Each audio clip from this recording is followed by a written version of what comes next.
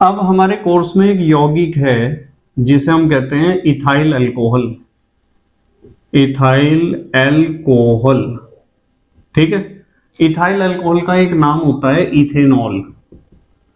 Ethyl alcohol को आप ethanol भी कह सकते हो और इसका सूत्र होता है C2H5OH। ये इसका अणु सूत्र है इथाइल अल्कोहल का। तो इथाइल अल्कोहल पढ़ना है या फिर इथेनॉल या फिर C2H5OH, तीनों बातों का एक ही मतलब है, ठीक है। तो सबसे पहले बात करते हैं इसकी संरचना की, ठीक है। संरचना कह दो या फिर आप कह सकते हो संरचना सूत्र। इसका संरचना सूत्र कैसा होता है देखो मैं बताता हूं। कितने कार्बन हैं? 2, एक कार्बन दूसरा कार्बन, आगे क्या जुड़ा हुआ है? OH, O और H। ये कितने हाइड्रोजन है? 5, अपने आप पूरे हो जाएंगे। 1 2 3 4 5, 1 2 3 4 5, कार्बन की संयोजकता पूरी करी हमने और कुछ नहीं करा। तो ऐसा होता है संरचना सूत्र, ठीक है। अब बात करेंगे हम बनाने की विधियों की, निर्माण की विधियां। आपके पास जो ये C2H5OH है ना, इथाइल अल्कोहल, इसे बनाने के बहुत सारे तरीके हैं, ठीक है। सबसे पहले हम बात करेंगे पहले तरीके की। पहला तरीका है इथाइल ब्रोमाइड से। ध्यान से समझते रहना बस। इथाइल ब्रोमाइड से आप इसे इथाइल ब्रोमाइड से बना सकते हो। कैसे बना सकते हो देखो मैं बताता हूं। ये इथाइल है, C2H5 ग्रुप क्या होता है? इथाइल, और ब्रोमाइड है तो इसके आगे जोड़ दिया Br। ये इथाइल ब्रोमाइड है। इसके ऊपर आप रिएक्शन करा दो KOH का, पोटेशियम हाइड्रोक्साइड का, और ये KOH जलीय है, एक्वस यानी पानी में घुला हुआ। बस इतना काम कर दो आप। होगा क्या, यहां से तो Br निकलेगा और यहां से निकलेगा K। देखो क्या निकला? KBr। बाहर देखो क्या बना? C2H5OH। मेन प्रोडक्ट बना C2H5OH यानी इथाइल अल्कोहल, और साथ में क्या निकला? KBr, potassium bromide. ये निकल गया आपका साइड प्रोडक्ट पोटेशियम ब्रोमाइड। तो बन गया प्रोडक्ट, ठीक है।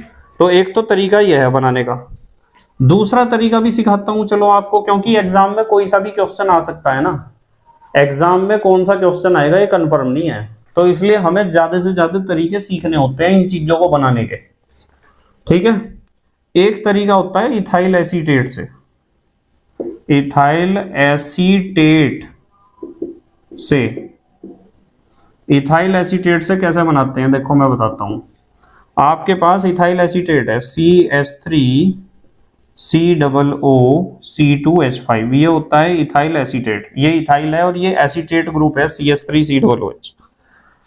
आप इसका जल अपघटन करा दो, इसका रिएक्शन पानी के साथ करा दो, और या तो अम्ल होना चाहिए या थोड़ा सा क्षार पड़ा होना चाहिए विलयन में। H पॉजिटिव का मतलब अम्ल होता है, इसका मतलब क्षार। ये सारी चीजें हमने पढ़ ली चैप्टर में पुराने। तो होगा क्या, देखो पानी को मैंने HOH लिखा है, इसमें कंफ्यूजन नहीं होना चाहिए। यहां से तो इतनी चीज निकलेगी और यहां से निकलेगी इतनी, देख लो ध्यान से। पहले आप अंदर वाला हिस्सा देखो, C2H5 यहां से इतनी चीज निकलेगी, ये वाली है, ये इसे उधर को इसीलिए तो बनाया था। देखो C2H5OH और बाहर क्या बना? CH3COOH। तो एक तो हमारा मेन प्रोडक्ट आ गया C2H5OH, इथाइल अल्कोहल, ठीक है। देखो C2H5OH और एक आया CH3COOH, साथ में बनेगा CH3COOH, एसिटिक एसिड या सिरका। आप लिखना चाहो तो लिखते रहा करो, ठीक है। जैसे मैं नाम बोलता हूं तो लिख सकते हो आप। तीसरा तरीका होता है इथाइलीन से। इथाइलीन क्या होता है?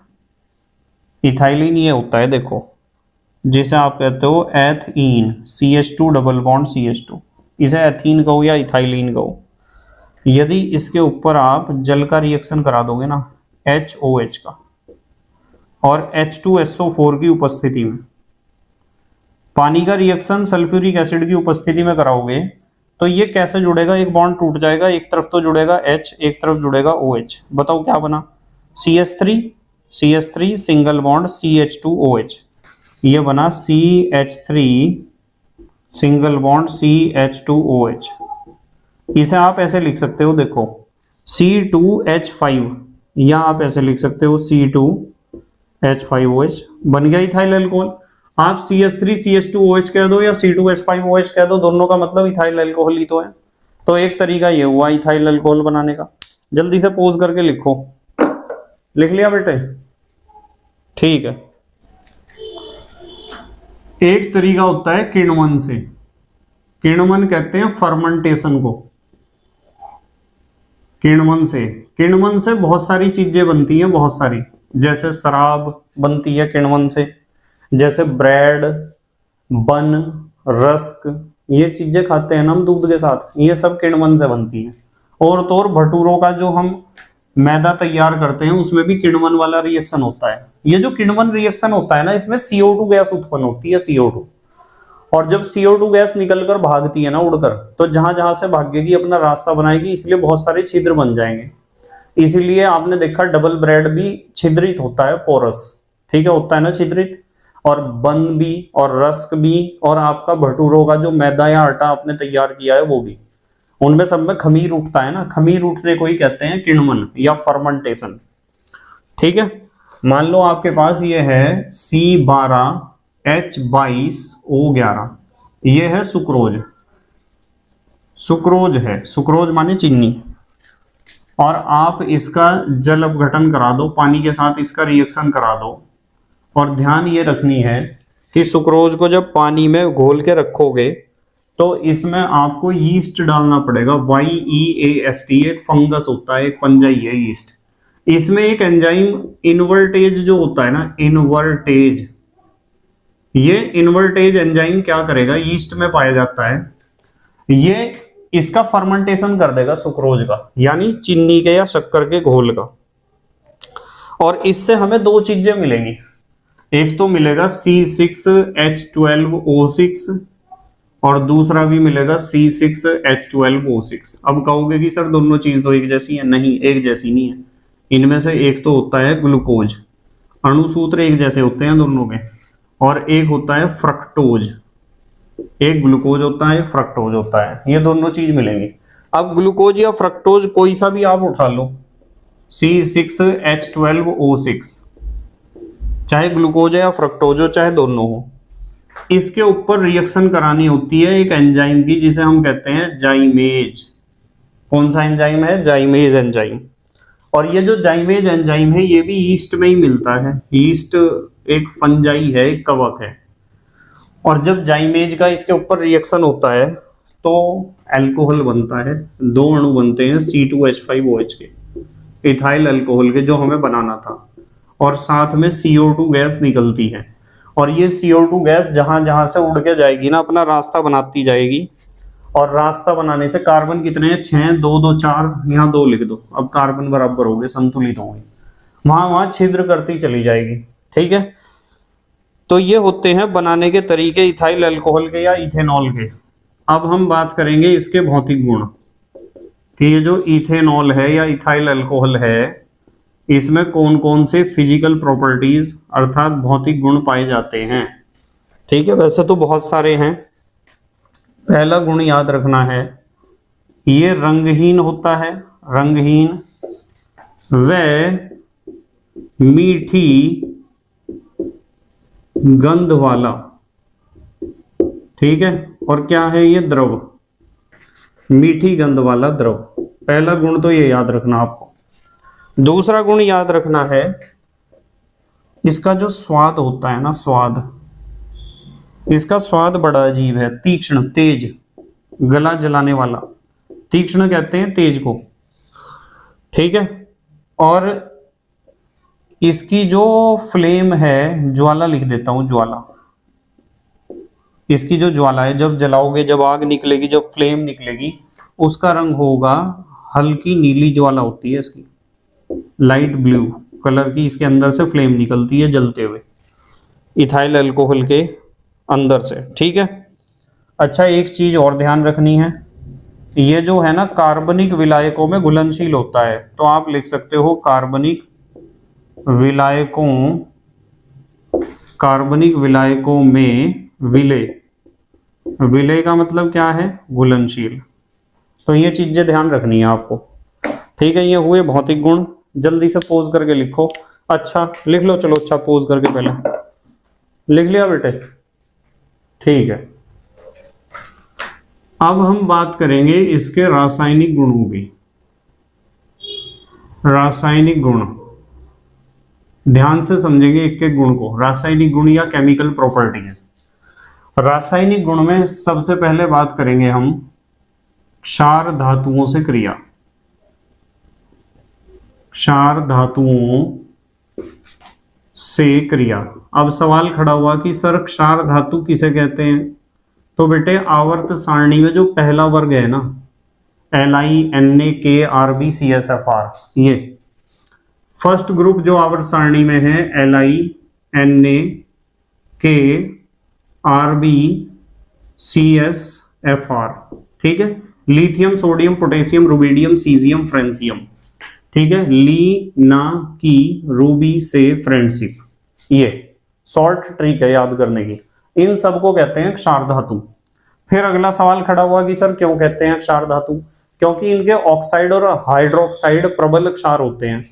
जैसे आपने इसका हाइड्रोक्साइड तो देखा है NaOH, इसका देखा KOH। हाइड्रोक्साइड उसे कहते हैं जिसके बाद में OH आता हो। तो NaOH और KOH बताओ प्रबल क्षार नहीं होते क्या, तो इनके ऑक्साइड और हाइड्रोक्साइड प्रबल क्षार होते हैं, इसलिए इन्हें कहते हैं क्षार धातु, ठीक है। तो क्षार धातु के साथ कैसे रिएक्शन करता है, देखो हमारे पास है C2H5OH, ये है इथाइल अल्कोहल।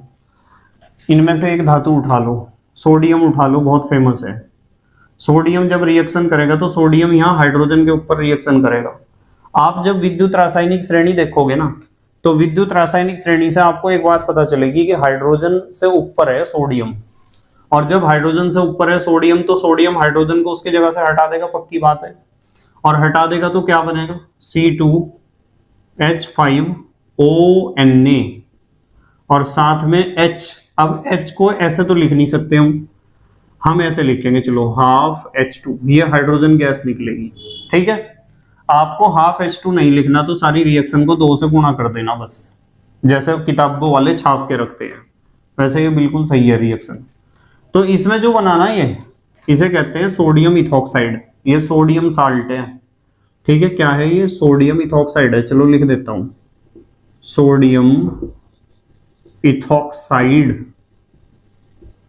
और सोडियम इथॉक्साइड जो है वो इथाइल अल्कोहल का सोडियम साल्ट है, सोडियम लवण है इथाइल अल्कोहल का, ठीक है। चलो अगली बात कर रहे, दूसरा देख रहे रासायनिक गुण क्या है। दूसरा है एसिटिक एसिड से क्रिया। एसिटिक एसिड होता है सिरका या विनेगर, एसिटिक एसिड से क्रिया। और बेटे इस क्रिया का एक नाम है, बहुत इंपॉर्टेंट रिएक्शन है, इसका नाम है एस्टरीकरण।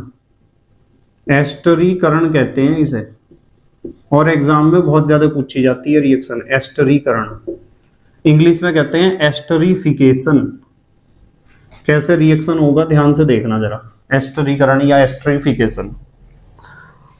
हमारे पास कोई भी कार्बोक्सिलिक एसिड है, कोई भी क्या है, कार्बोक्सिलिक एसिड। एक तो ले लो कार्बोक्सिलिक एसिड और उसका रिएक्शन कर दो अल्कोहल के साथ।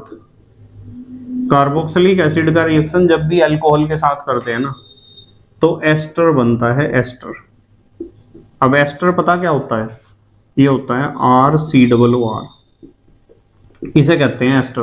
11th-12th में डिस्कस करेंगे। जिसमें दोनों एल्काइल ग्रुप के बीच में COO ग्रुप आता हो उसे कहते हैं एस्टर, ठीक है। और साथ में इसमें वाटर भी बनता है, H2O वाटर बनता है। तो जब कार्बोक्सिलिक एसिड का अल्कोहल के साथ रिएक्शन करते हैं तो एस्टर और वाटर बनता है। क्योंकि इस रिएक्शन में एस्टर बनता है इसलिए इस रिएक्शन को हम कहते हैं एस्टरीकरण या एस्टरीफिकेशन। जैसे कार्बोक्सिलिक एसिड में ये ले लो आप CH3COOH, जो आपने हेडिंग लिख रखी है एसिटिक एसिड, सिरका ले लिया और इसका रिएक्शन अल्कोहल के साथ करा दिया H5OH इथाइल अल्कोहल के साथ रिएक्शन करा दिया।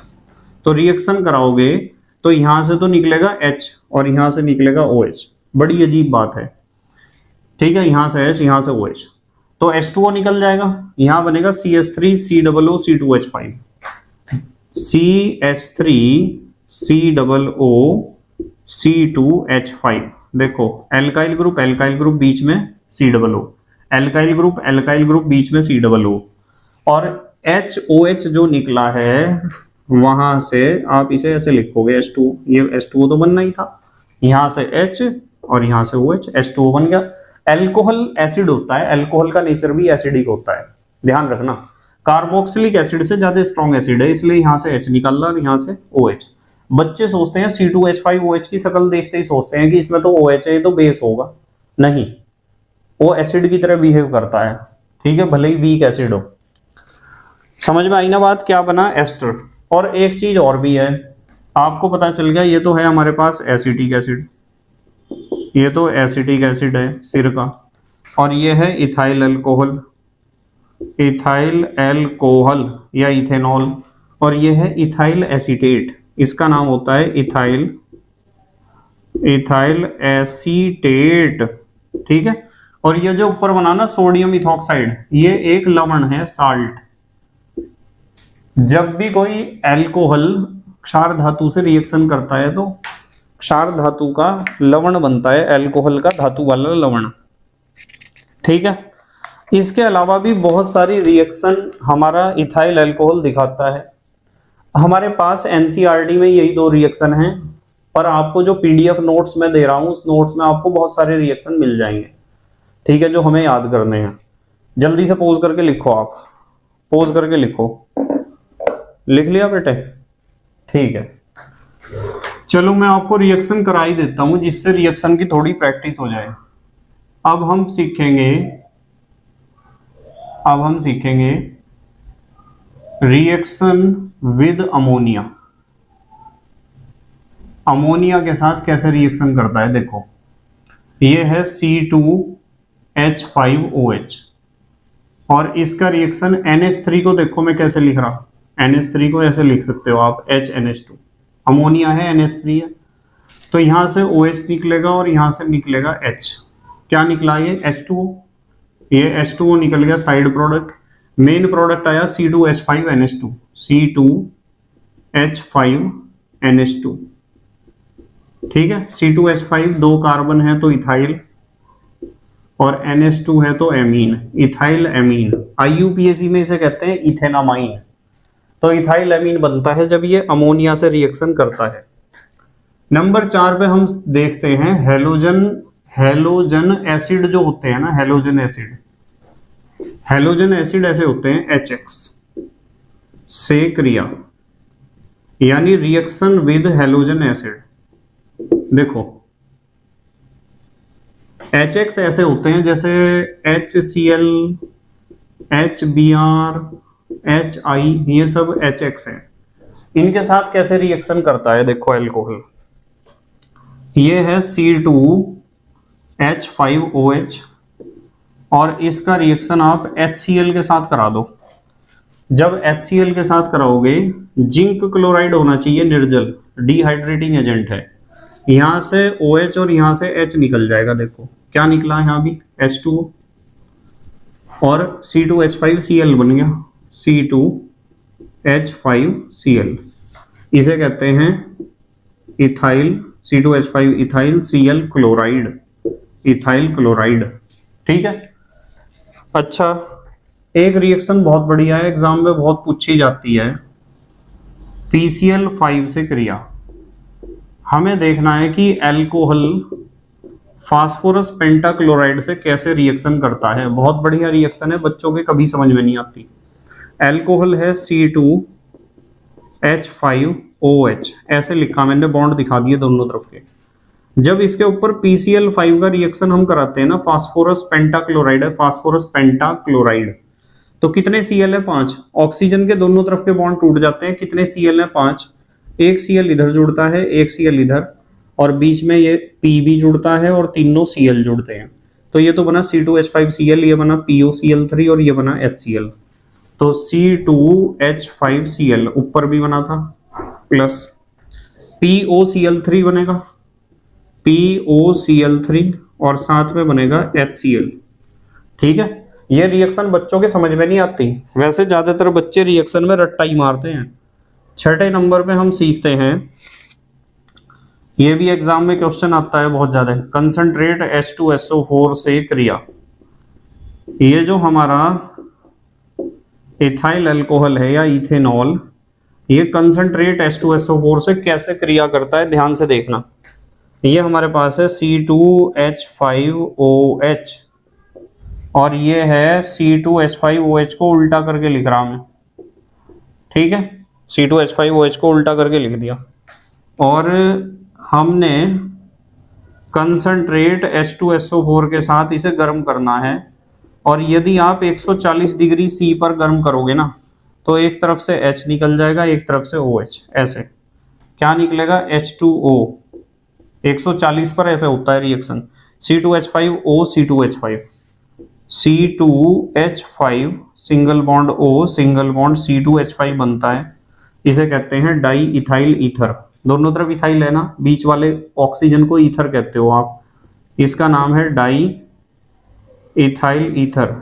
और यदि IUPAC में लिखना है तो इथॉक्सी इथेन है इसका नाम।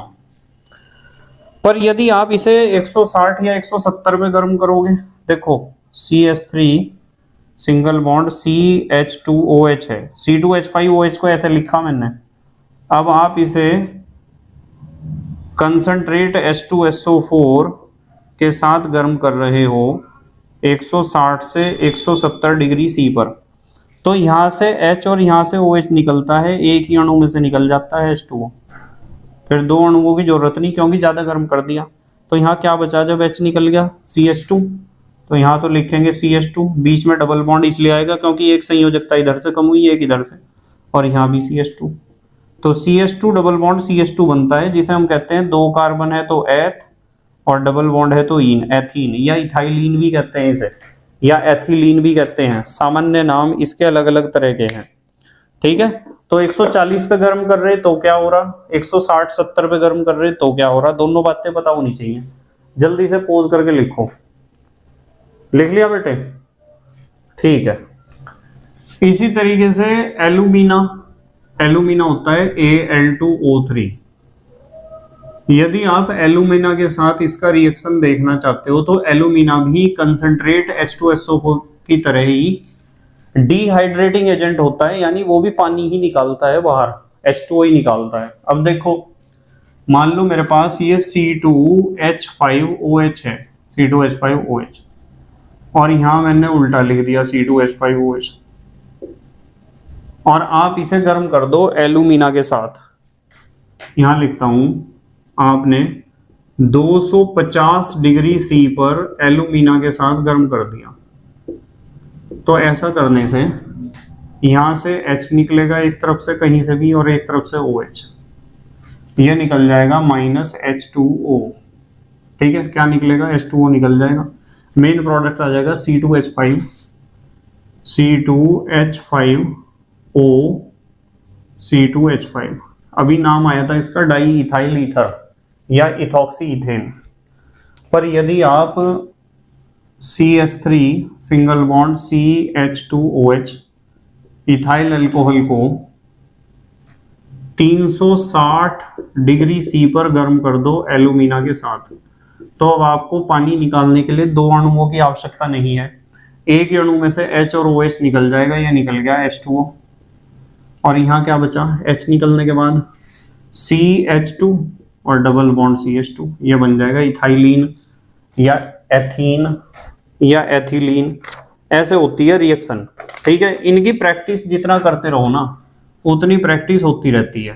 ठीक है, चलो ऑक्सीडेशन के बारे में बात करते हैं। ऑक्सीडेशन, ऑक्सीकरण। अभी मैंने आपको सिखाया था ऑक्सीकरण। ये हमारे पास है CH3 CH2OH, इथाइल अल्कोहल है। C2H5OH लिख दो या ऐसे लिख दो।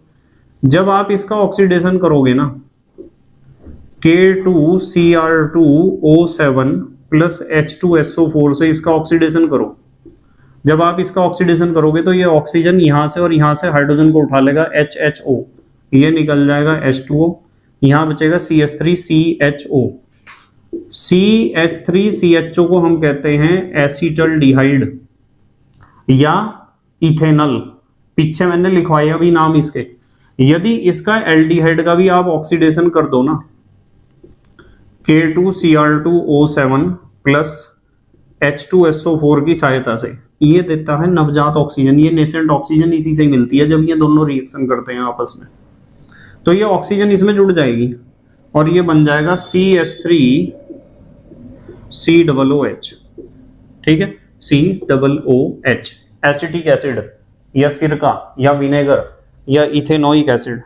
ठीक है, उसके बाद नंबर 9 पे आप रिएक्शन रासायनिक गुण में सीख सकते हो कॉपर से क्रिया। कॉपर किसे कहते हैं? तांबे को। यदि गर्म तांबे के साथ इसका रिएक्शन करा दिया तो इसमें से निकल जाएगी हाइड्रोजन गैस।